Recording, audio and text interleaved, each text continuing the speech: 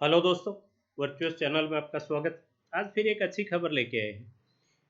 UCO bank PO का call letter dispatch हो गया है और अपने एक एस्पिरेंट हैं जिन्होंने पूरा डिटेल, उनको जो जो भी एनेक्सर्स मिले हैं, जो कुछ भी उनको मिला है वो सभी कुछ शेयर की। आप अभी स्क्रीन पे देख पा रहे होंगे, उन्हीं का है।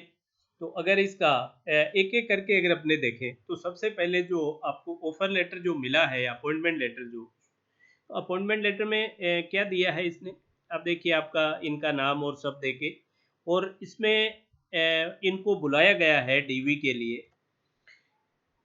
डेट ऑफ रिपोर्टिंग 13 जुलाई है, 9:30 AM का टाइम दिया है। और जो रिपोर्टिंग प्लेस है, वेन्यू जो है वो है कैलकाटा की UCO bank central staff college, Calcutta, right. और इसमें इन्होंने दिया है कि आपको क्या क्या चीज़ें वहाँ लेके जानी है, उन सब का भी इसमें अनेक्सर्स में दिया है। On reporting and subsequent joining above mentioned centre you will undergo 2 weeks. अच्छा हाँ, एक और जरूरी इसमें जो दिया है कि जो भी बच्चे जाएं वहाँ ये मान के चलें कि अगर वो उनका भी, अगर आपका डॉक्यूमेंट से सभी सही है, कहीं कोई गलत नहीं है, तो आपको पता है कि आपका डीवी वगैरह सब सही होना है। और कुछ उसमें ऐसा होता है, मेडिकल आप ऑलरेडी पहले करवा के जाना है तो वो करवा लेंगे, आपको वो फिटनेस आपके पास है। तो आप इस मेंटली इस चीज़ के लिए प्रिपेयर होके जाइए कि वहाँ in continuation of document verification 2 week के आपके जो इंडक्शन प्रोग्राम है ट्रेनिंग का, उसके लिए जाना है, वही होगी वो। और उसके बाद आपको जो फील्ड ट्रेनिंग और देते हैं वो किसी भी ब्रांच के साथ जैसे जोड़ते हैं, मतलब आप ये मान के चलिए वो मतलब प्रिपेयर होके जाइए इस चीज़ के लिए कि आपको डीवी के बाद में वहीं रहना है, राइट। तो ये पूरा डिटेल यही इसमें आपको दिया है, आप इसमें पढ़ सकते हैं। आपको देखिए, on reporting and subsequent to joining at above mentioned centre you will undergo 2 weeks induction program, and thereafter you will be sent directly to the various locations in India for on the job training as per requirement of bank, right.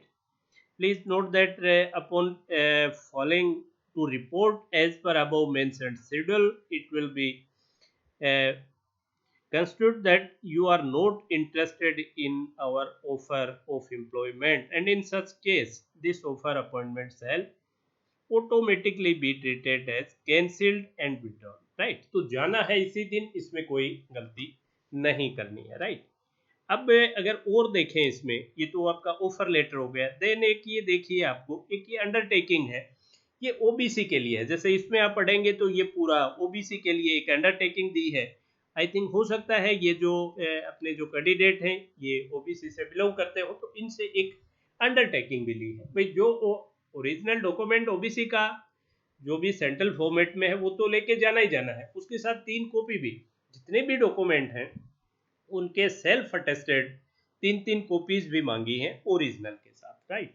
तो और photographs भी आगे अपने देखेंगे, 10 photograph या 12 photographs भी हैं, वो भी लेके जाने। देन ये एक मेडिकल सर्टिफिकेट, तो और मेडिकल सर्टिफिकेट के लिए अनेक्सर फर्स्ट में आपको वो डिटेल दिया है कि किस लेवल का अधिकारी आपको इशू करेगा।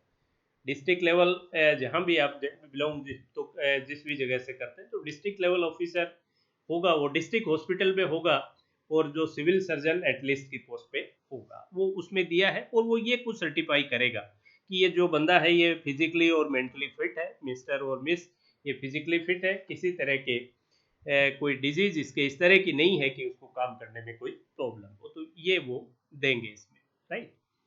देन अगर अपने आगे चले अनेक्सर फर्स्ट, तो इसमें आपको सब की सब चीज़ें दी हैं। इसमें terms and conditions for appointment पूरी की, साथ ही आपको क्या क्या लेके जाना है, वो भी कौन कौन से डॉक्यूमेंट्स रिक्वायर्ड है, ये सबसे इम्पोर्टेंट है, ये पूरा पढ़ लेना आप। आए निम्नलिखित कागजात आपको क्या क्या लेके जाना है। देखिए, एक आपका आईडी प्रूफ और रेजिडेंस प्रूफ के लिए ये 4-5 पेपर आपको दे दिए। वोटर आईडी हो, पैन कार्ड हो, ड्राइविंग लाइसेंस, पासपोर्ट, आधार कार्ड, इनमें से कोई ले जाना।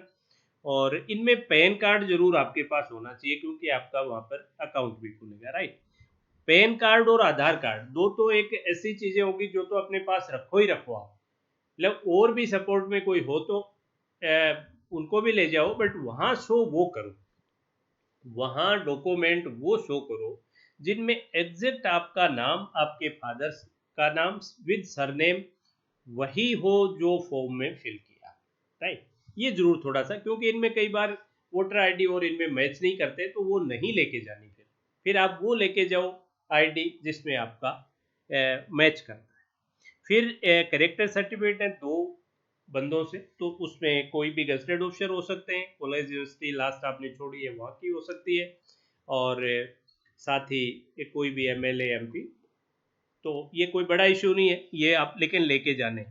एक मेडिकल फिटनेस का अभी अपने सर्टिफिकेट देगा, इसमें इन्होंने दिया a medical fitness certificate issued by a medical officer not below the rank of a civil surgeon of district hospital in the form of prescribed by the bank. The certificate should be issued in the format as given in annexure, जो पहले अपने discuss किया। इसी तरीके से अगर कोई having been, अगर आप पहले से कहीं काम कर रहे हैं तो वहाँ से आपका डिस्चार्ज रिलीव बिल्कुल प्रॉपर मैनर में विद अनकंडीशनल, वो जरूर मस्ट है।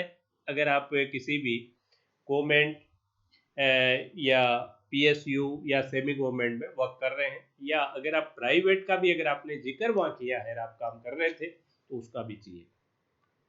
इसके बाद आप देखिए जन्म तिथि के लिए आप कोई भी, और जितने भी ये पेपर हैं वो 3 कॉपीज सेल्फ अटेस्टेड, एक ओरिजिनल, ये जरूर ध्यान रखना।